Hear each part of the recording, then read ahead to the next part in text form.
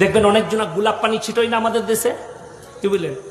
যখনই ইমাম সাহেব পড়ে আল্লাহুম্মা, তখন ছিটেছে সাল্লে আলা সাই, ঝাঁটার জুতো খাবে কবরে।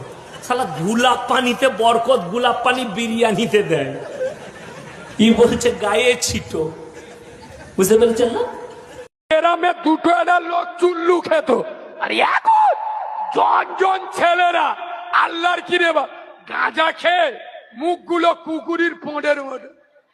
হ্যাঁ না না, আগে গ্রামে দুই একজন বাংলা মদ খেত, আর এখন অফিসার চয়েস চালাচ্ছে।